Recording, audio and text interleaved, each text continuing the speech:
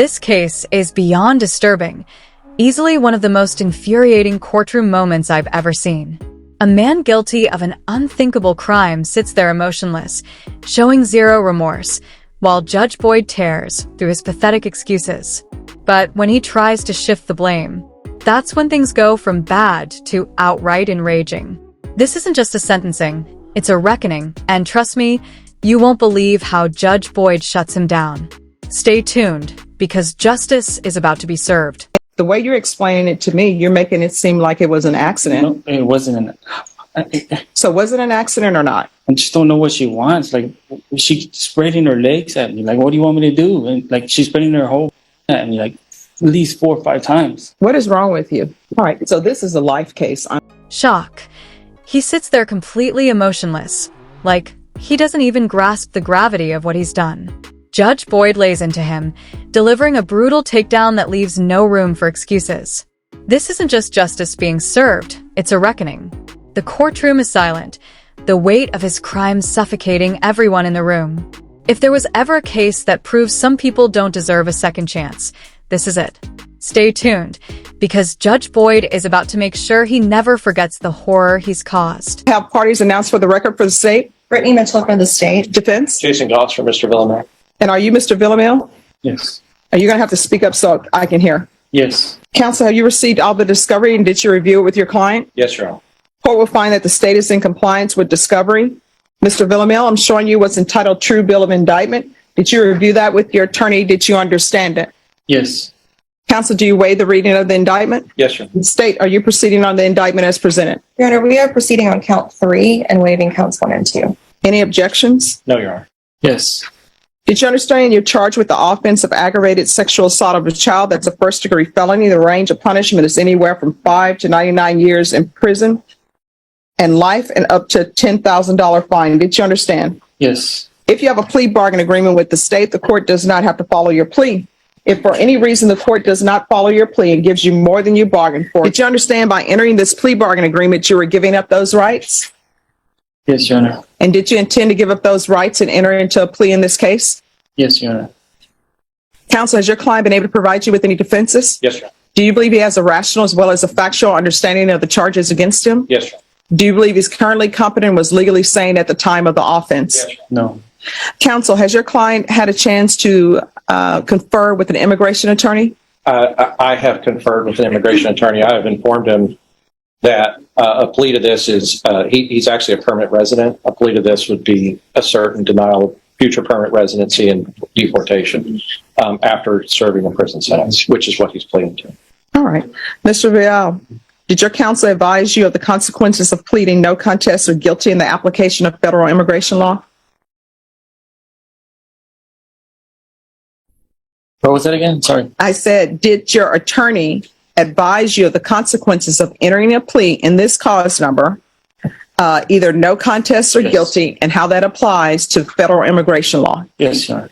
Did that advice include possible consequences such as deportation, exclusion from the United States, or the denial of naturalization? Yes, Your Honor. Do you understand the consequences of that the defendant has knowingly and voluntarily waived his right to jury trial?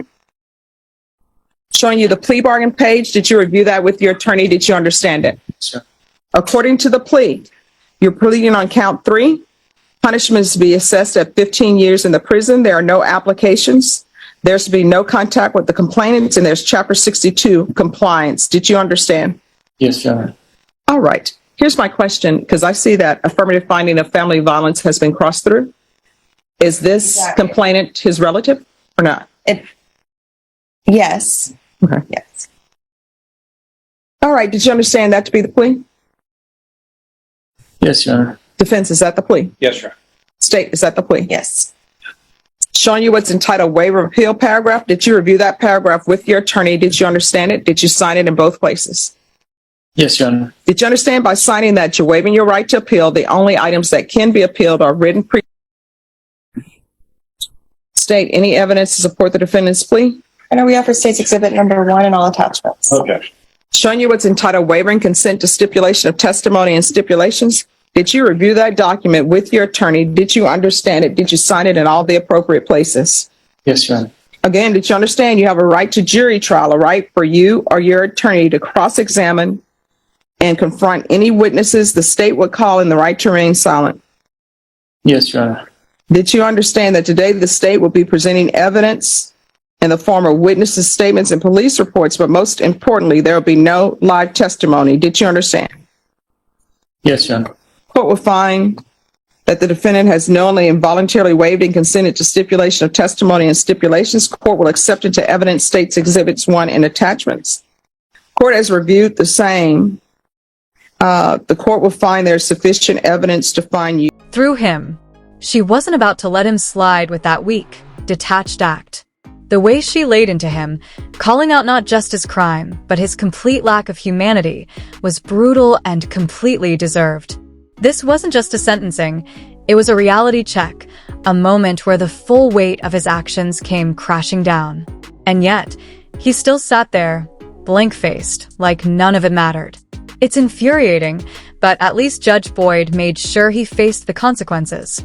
Trust me, you're going to want to see how she absolutely shuts him down. What he has pled to is a single count of a single time of sexual assault of a child, which is aggravated sexual assault of a child. He has agreed to do this early on in his process. He is not contesting his guilt, and he is not contesting what's going on. He's agreed to go to prison, and 15 years is a substantial amount of time. Say, why should I accept this agreement? Your Honor, the child is very young. She's in therapy right now. I discussed it with the mother, and this is there is a desire to get closure early on in this case, Your Honor. So,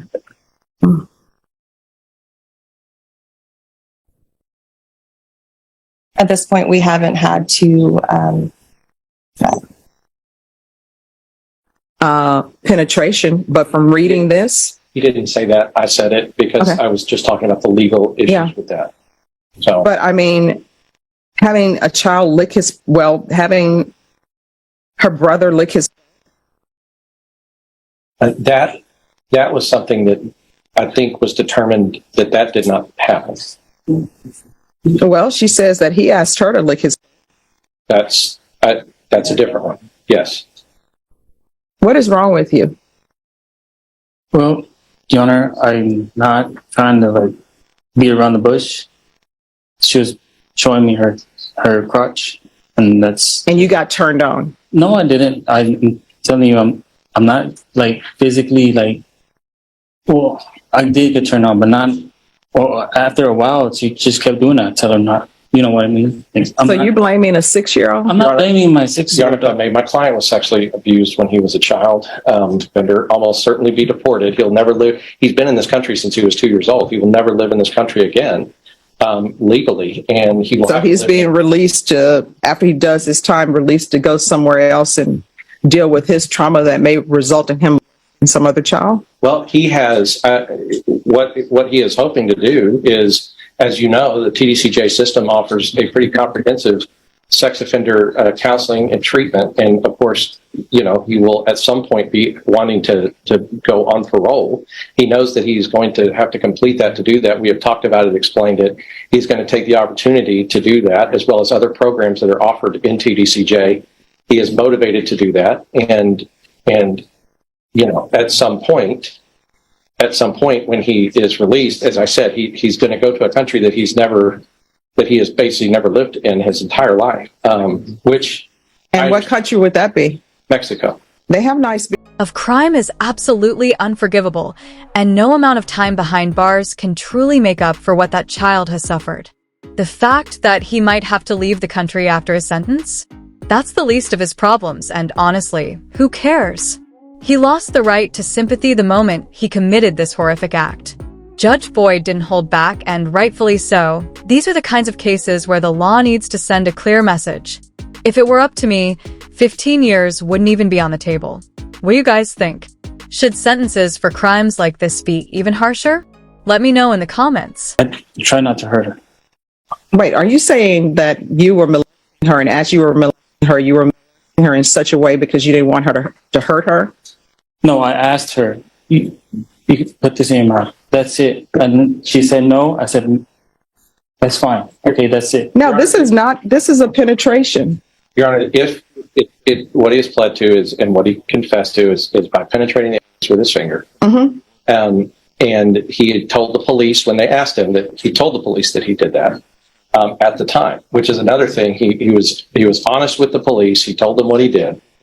And at this point, we're asking for this because we have agreed early on not to leave this on a docket, not to go through the process, not to have his daughter have to come in and, as the prosecutor said, be traumatized by this, and he's going to lose his freedom for up to 15 years and for a minimum of 7.5. But as the court knows, parole doesn't happen like that for these cases. They're doing 85% of their time. And so he's lost his freedom for more than a decade. He has done a horrible thing, and there's nothing that he can say right now that can explain that. I think the court's questions of him, how he has confessed to you now that he has done it. And No, he pled no contest. He pled no contest because I advised it because there's a civil case going on, but that's a legal advice that he was getting from his lawyer. I understand, but he pled no contest. So again, we're back to what were you thinking? Because I'm trying to figure out where you're coming from to figure out whether I should follow this plea or not. Sorry, Your Honor, I didn't do it. I didn't do it to like hurt my daughter. I tried. I'm begging and telling you, please. I'm telling you, please. I'm not trying to. The way you're explaining it to me, you're making it seem like it was an accident. No, it wasn't So was it an accident or not? Because you're telling me you just grabbed her and you're making it seem like your finger just accidentally penetrated that. thing is, I just don't know what she wants. Like, she's spreading her legs at me. Like, what do you want me to do? And like, she's spreading her whole at me, like, at least 4 or 5 times. Dropping her pants, like, literally. Like, it's not like I'm telling you, like, my actions were right. I know. I'm just trying to figure out where you are mentally. And yes.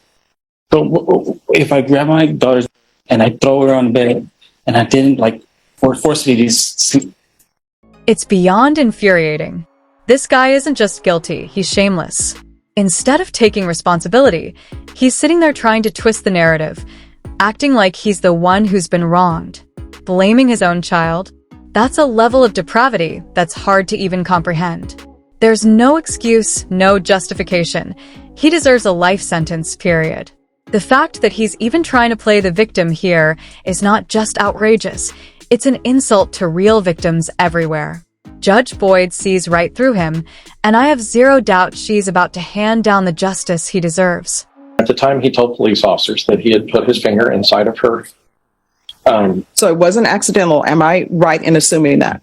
He did not tell the police officers it was accidental. I don't think that he's trying to communicate that to the court. All of those things that we have for people who are charged and people who are convicted of this, all of those things we're doing here. He's going to the penitentiary. He's going to be a registered sex offender for the rest of his life.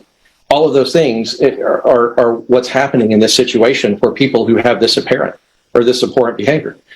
He's obviously injured this child, and he understands that. He's signing for 15 years to go to prison because of what he's done. All right. So this is a life case, honestly. So State, you want to explain to me why the court should follow this 15 years? Your Honor, this was done, having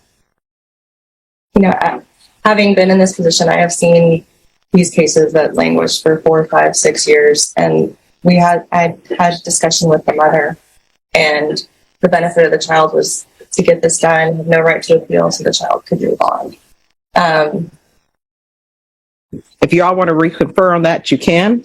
Okay. All right. Your Honor, 2 things. Yes.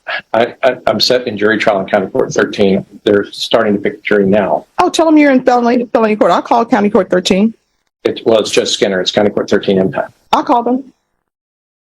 So if you all want to confer and see if he's willing to accept 20 years. I can't talk to my client about something like this in the matter of a few minutes. I mean, this is something that we just asked for a reset if that's what the court is asking us to do.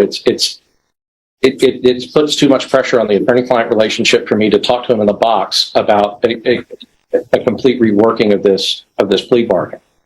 I spent hours with him in the jail, going over discovery, doing all this stuff, and this is. I'm asking for a new setting.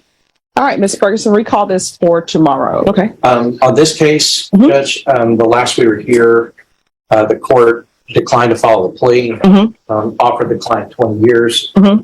We are respectfully, we have given the court reporter payment for the record, and we are going to respectfully file a motion to disqualify the court in this proceeding. Okay. So is your client not accepting the 20 years? My client is not accepting the 20 years as it's been offered by the court. All right. Ms. Ferguson, can you put this on the jury trial docket, please? Your Honor, I've been informed that it will take 4 days for the record, including this one. And so